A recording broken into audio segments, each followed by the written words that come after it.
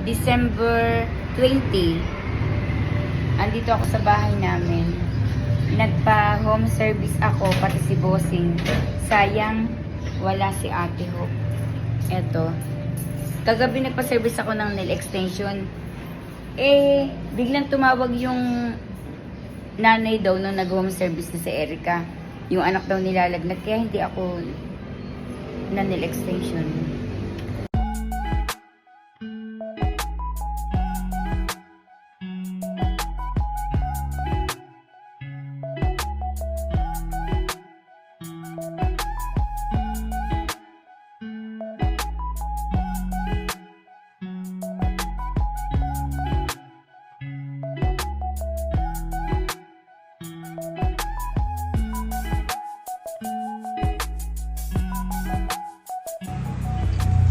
December 20.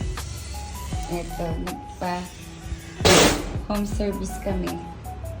Si Bossing at eto si Ate Julie. Si Bossing cleaning lang. Ako, pedicure at manicure.